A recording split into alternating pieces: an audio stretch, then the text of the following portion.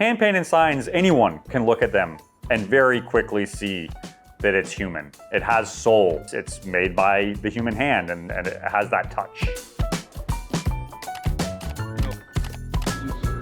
My name's Will Van Zee. I'm a sign painter living and working in New York City.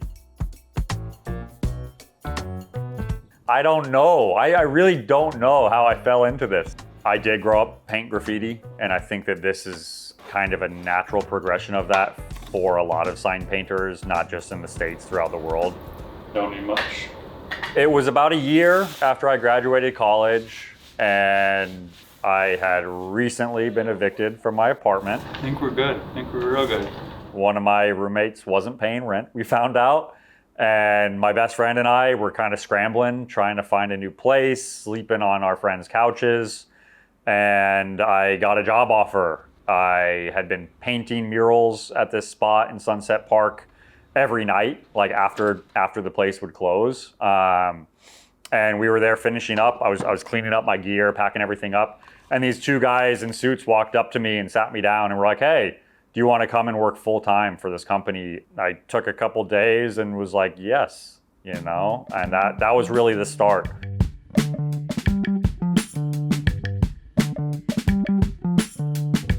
I'm obsessed with this work. It's more than just a job.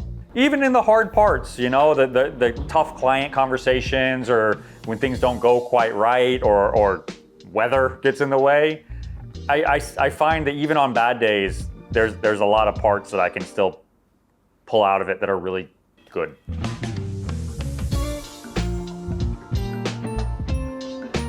I really think so much of what makes hand-painted signs unique and so different than all the printed and vinyl signs throughout the world is that hand-painted signs, anyone can look at them and very quickly see that it's human. It has soul. It's not, you know, shot out of a printer.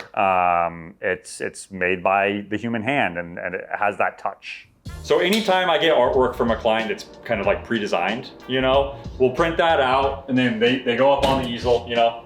So the easel's magnetic. The reason we do that is that we have this tool here. It's called an electropounce. And this is what helps us transfer the patterns, you know. I think the unifying factor with my work is that it's all pretty much made by hand, you know? So these were carved by hand. The paper signs are painted by hand. All right, I'm done, boom, easy. You know, this pattern was made to paint a menu on acrylic by hand.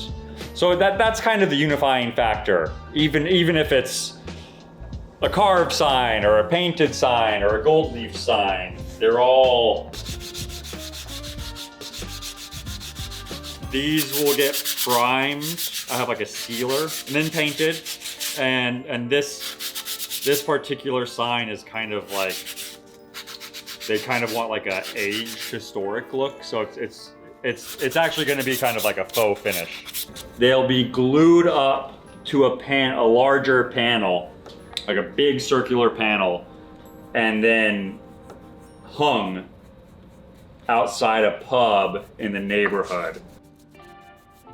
I think signage is such an important part of the visual identity of New York City, and it has been for obviously hundreds of years. You know, you think of the 40s and 50s when like every single surface was plastered with signs. Really proud to play a little part in that, you know?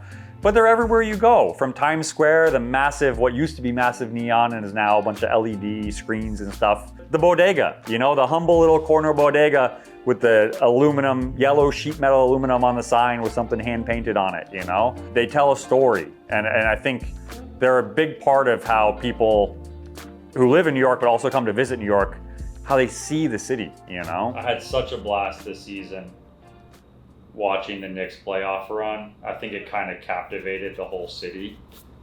We were hosting all these watch parties over here. So it makes sense that I would end up painting some signs now that they won, you know? You'd want to start with your top text.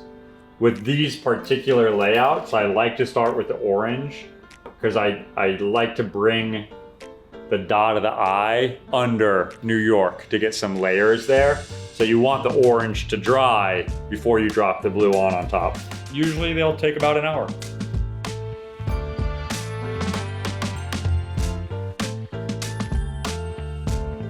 I owe New York so much, you know? I met my wife here, I started my business here, I've made so many friends here, grown so many clients that I love and respect. I kind of owe everything to New York, and it's helped mold me into the adult I am, but it's also really helped push my work in a certain direction, you know? I think so many of the signs I try and design for clients and myself in this city, I'm referencing stuff that came before me. I really want to play a role in keeping some of that history alive and being able to just naturally walk by stuff that I made. We made, I think, 10 to 15 gold leaf applications throughout the restaurant. The washroom closets, the windows, the entry signage, a big mirror behind the host, a bunch of applications, all in gold. New York is a really special place. I think visually, culturally, you can meet people from all over the world here, from so many different backgrounds and stories. And it's a place that's always changing, but it is still filled with wonder for me. You know, I love that I still feel like I'm exploring New York 18 years later. And a part of that is because it changes so much, but that's also because it is vast. And there's always another little nook, another little neighborhood that you can explore. Even if it's not the first time, there'll be something that hadn't caught your eye before, a restaurant you haven't eaten at, or someone you haven't met that you get to experience for the first time. And that's what makes New York so special, I think. I don't sign most of my signs, and it is a choice to do that. And I think part of why I do that is I like this idea of thinking about sometime in the future. Maybe I'm not even here anymore. And I have, I hope, a couple, 2 or 3 signs still living out there. I would love to have a diner that could last forever with my signs on it, you know? New York is my favorite city on earth.